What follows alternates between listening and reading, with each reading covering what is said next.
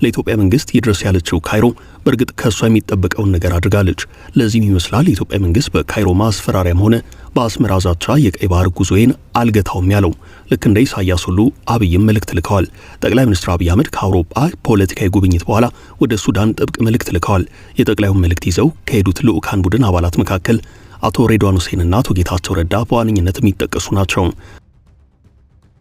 እርግጥ ስለ ሱዳኑ ጉዞ በግላጭ የወጣ መረጃ ባይኖርም ጉብኝቱ ግን በአንድም ይሁን በሌላ መንገድ ቀይ ባህርን እንደሚመለከት የበዛ ግምት አለም። አቶ ጌታቸው ረዳ ፊት አውራሪ የሆኑበት ስምረት ፓርቲ የኮሚኒኬሽን ኃላፊ አቶ ረዳይ ሐለፎም በሸራተን አዲሱ መግለጫ ላይ አቶ ጌታቸው ረዳ ለምን መገኘት እንዳልቻሉ ሲጠየቁ ትንሽ አመም አድርጓቸው ነው ሊገኙ ያልቻሉት ብለው ነበርም። እርሳቸው ይህን ቢሉም በዛው ተመሳሳይ ሰዓት አቶ ጌታቸው ረዳ ሚሊኒየም አዳራሽ ውስጥ መታየታቸው ግን አልቀረም።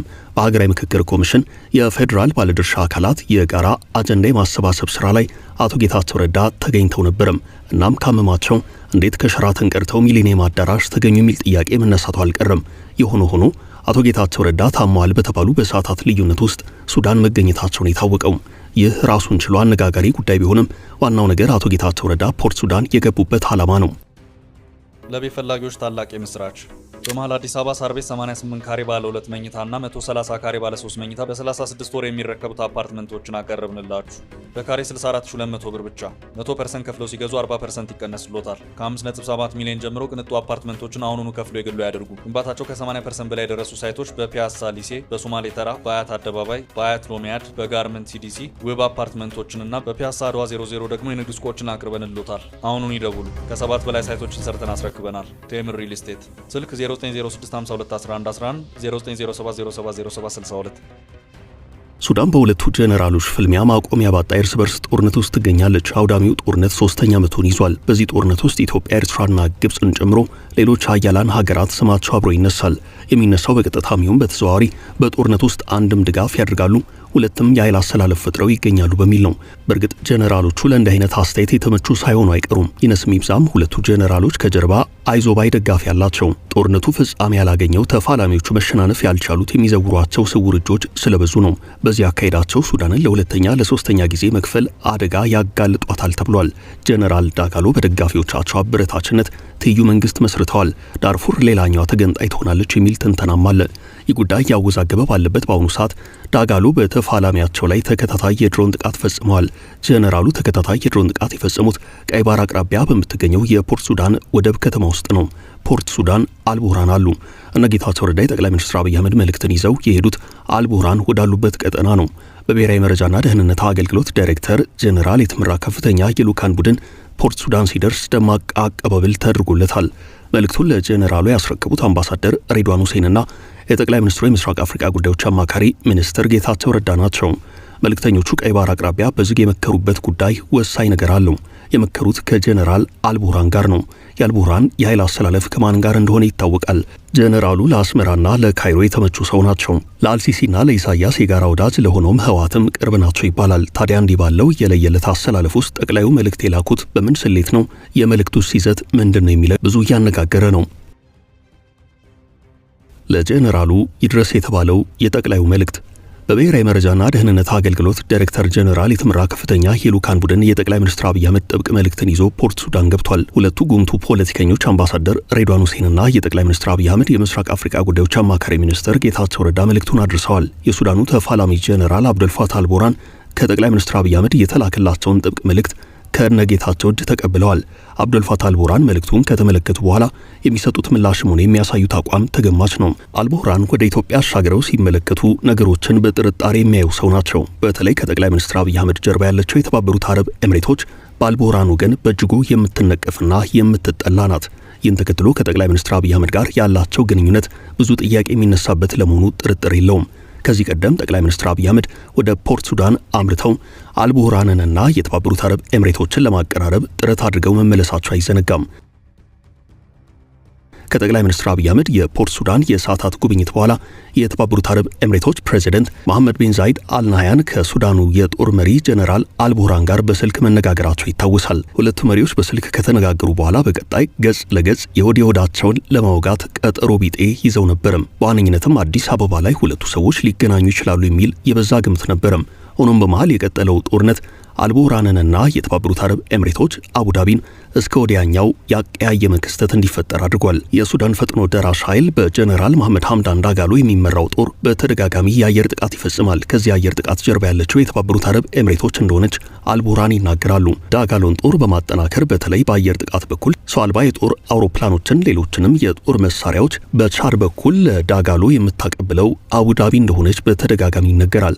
እናም የትናንቱ ክስተት በአጠቃላይ ከዚህ አንጻር ጭምር መታየት የሚገባው ነው። ጠቅላይ ሚኒስትር አብይ አህመድ በዚህ ሰዓት ወደ ፖርት ሱዳን መልእክተኞቻቸውን ወደ አልቡርሃን የሰደዱበት ምክንያት ብዙ መላምት ሊሰጥበት የሚችል ነው። ዋነኛው ግን ከቀይ ባህር ጋር የተያዘ ጉዳይ ነው። አልቡርሃን ለኢሳያስ ቅርብ የሆኑ ሰው ናቸው። በመሃል ደግሞ የህወሓትም ጉዳይ አለም። ህወሓትና የአስመራ ግንኙነት እጅጉን ተጠናክሮ በአደባባይ ጭምር የሚገለጥ ሆኗል። አልቡርሃን ደግሞ ለህወሓት የሚቀርቡ ሰው ናቸው። እንደውም በአንዳንድ አጋጣሚዎች የህወሓት ታጣቂዎች በተለይ አርሚ 70 የሚባለው በጀነራል መሐመድ ሐምዳን ዳጋሎ ጦር ድጋፍ እንደሚያገኝና ጦሩም ከአልቡርሃን ጋር ሆኖ እንደሚዋጋ የሚያሳዩ መረጃዎች ሲወጡ ቆይተዋል። በዳጋሎም ወገን የሚዋጉ ኢትዮጵያውያን እንዳሉ መረጃዎች ሲወጡ ቆይተዋል። የሱዳን ጦርነት ብዙ መልክ አለው የሚባለውም ከዚህ አንጻር ነው። በሁለቱም ወገን የሚፋለሙ ኢትዮጵያውያን አሉ። እናም የመልእክተኞቹ ጉዞ ከቀይ ባህርም ሆነ ከወቅታዊ የህወሓትና የኤርትራ ግንኙነት አንጻር በብዙ መልኩ መቃኘት የሚችል ነው። ጄኔራሎቹ በአብይና ኢሳያስ ጉዳይ ጠቅላይ ሚኒስትር አብይ አህመድ ሁለቱን ጄኔራሎች ወዳጅ አድርጎ የመቀጠል ፍላጎት አላቸው። ብዙውን ጊዜ ጠቅላይ ሚኒስትር አብይ አህመድ በሱዳኑ ጦርነት መካከለኛውን መንገድ መርጠው ለመጓዝ ጥረት እንደሚያደርጉ ይነገራል። እንዲያም ሆኖ ግን በአልቡርሃን በኩል በጥርጣሬ የሚታዩ ሰው ናቸው። ፕሬዚደንት ኢሳያስ አፈወርቂ ደግሞ ከጠቅላይ ሚኒስትር አብይ አህመድ በተቃራኒ ከአልቡርሃን ጋር ወዳጅነታቸውን ያጠባበቁ ሰው ናቸው። የዳጋሎ ኃይል በቀይ ባህር አቅራቢያ ተከታታይ የድሮን ጥቃት ሲፈጽምም ወደ ኤርትራ ግዛት ጭምር መቃረቡ ከዚህ አንጻር ትርጉም የሚሰጠው ነው። የቀይ ባህር ቀጠና ውጥረት ውስጥ የከተተው የዳጋሎ ጥቃት ኤርትራንም ጭንቀት ውስጥ መክተቱ አይዘነጋም። በሄሜቲ የሚመራውና ሱዳንን ለሁለት ከፍሎ የራሱ መንግስት የመሰረተው የሱዳን ፈጥኖ ደራሽ ኃይል መቀመጫውን የሱዳን የወደብ ከተማ ፖርት ሱዳን ያደረገውን የአልቡርሃንን የባህር ኃይል ጦር ሰፈር የነዳጅ ማጣሪያዎችንም በተከታታይ በአየር ጥቃት ከፍተኛ ውድመት አስከትሏል። በወቅቱ የአልቡርሃን ጦር በከፍተኛ ሁናቴ የባህር ኃይሉ መውደሙን ተከትሎ የኤርትራ ባህር ኃይላትና ጀልባዎች ፖርት ሱዳንን እንከላከላለን በሚል ወደ ሱዳን የባህር ጠረፎች አምርተው ነበርም። ይህን ተከትሎ አርኤስኤፍ ድሮኖችን ተጠቅሞ ፖርት ሱዳን ላይ እርምጃ መውሰዱ አይዘነጋም። እርምጃው ኤርትራንም ያሳሰበ ነበርም።